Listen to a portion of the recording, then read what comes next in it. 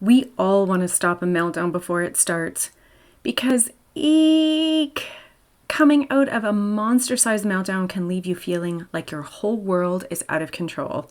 It can feel like you're stranded on an island when no one else truly understands the rise and fall of emotion happening inside your child. And honestly, inside you too. Not only do you desperately want to help your child regulate, but you yourself are exhausted from falling apart too. It's never what you wanted. You stay patient, you persevere for as long as you possibly can. But after hours of chronic stress, screaming, scratching, spitting, aggression, and emotional overload, you end up completely defeated. And if those daily meltdowns are wearing you down before noon, today's episode is for you. Because after years of trial and error, I discovered something surprising. Sometimes smoother days begin with the smallest changes. Today, I am sharing the 7 essential things that helped create more peace, predictability, and connection inside our home. Let's dive in. If you're tired of feeling helpless during your son's meltdowns and isolated by the stress it brings to your family, and you want simple steps to open communication, reduce outbursts, and bring more peace to your home, you're in the right place. Hey, I'm Cynthia, wife and boy mom. I remember having a child who looked typical, but spent hours falling apart at home. I learned how to stay confident during the stress of meltdowns and build connection without resorting to heavy-handed parenting. If you're ready to reduce the meltdowns and aggressive behavior and finally see that what you're doing is actually helping, then grab my hand. I am the mom you've been waiting to meet.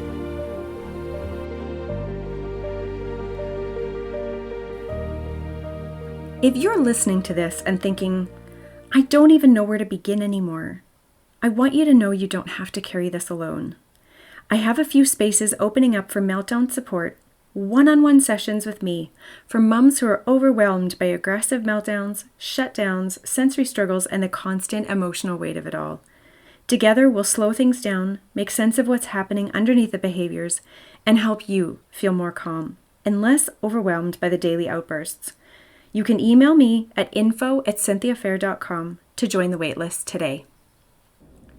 For years, my husband and I kept trying to figure out what in the world caused our son to suddenly collapse into what felt like all-out war.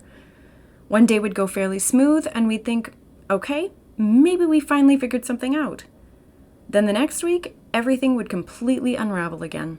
And honestly, I think one of the hardest parts was how invisible it all felt.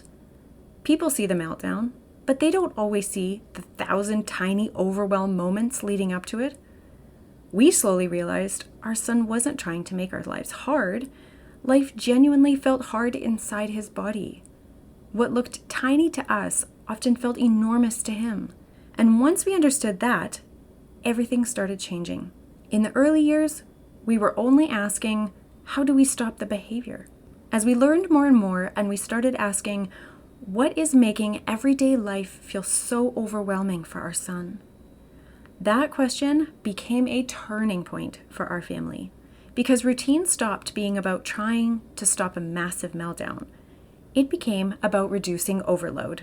And honestly, I think this is where so many moms feel misunderstood too. Because maybe you desperately need routine now as well.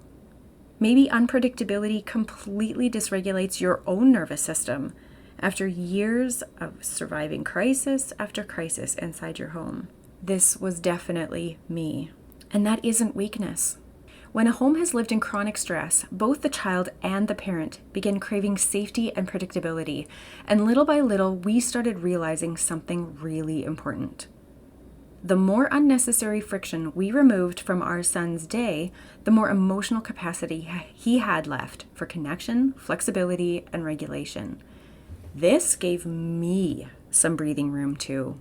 Not perfection, just more capacity. So today I want to share the 7 essential things that became anchor points in our home. They didn't magically fix everything, but they consistently reduced overwhelm in practical ways. And honestly, we used many of these right into the late teenage years. Number 1, making checklists for errands. This helped our son know where we were going, what was happening, and when it would end. Because uncertainty can create enormous anxiety for some children.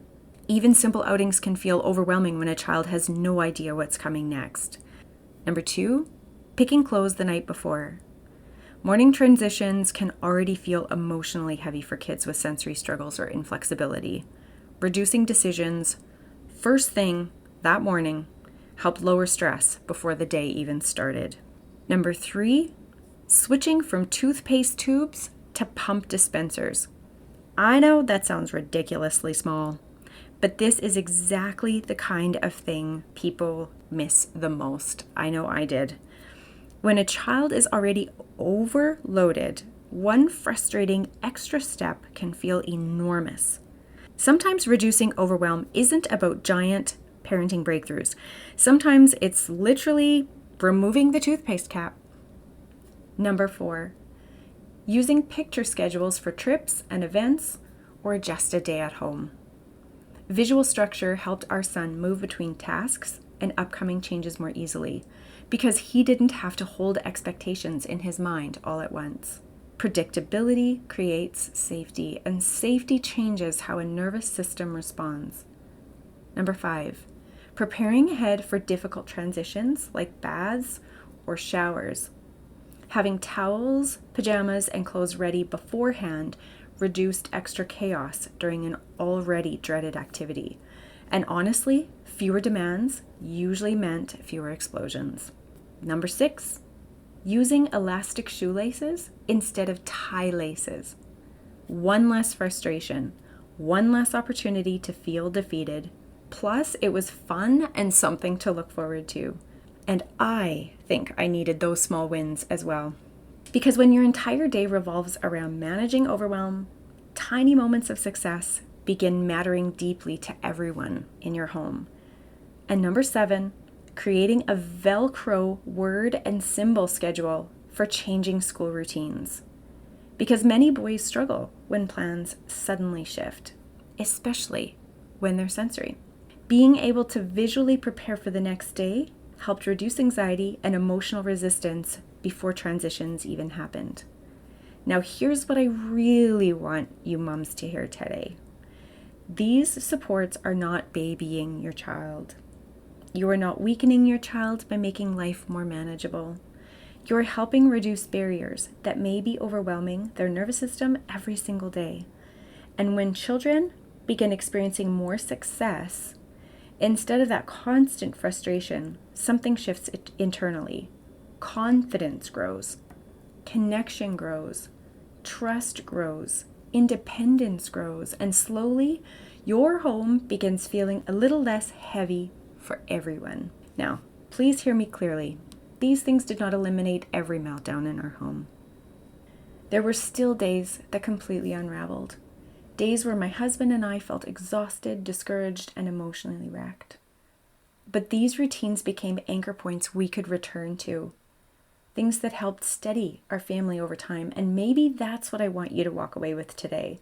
Not pressure to create perfect routines, not pressure to stop every meltdown, but permission to start looking at yourself and all that you are doing to help your son through a softer lens. So rather than asking, how do I fix this behavior? A great question is, what feels unnecessarily hard for my child right now?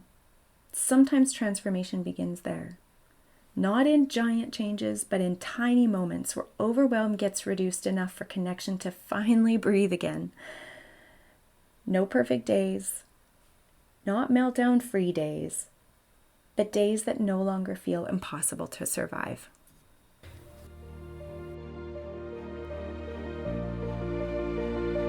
Hey Mama, I hope you enjoyed today's episode.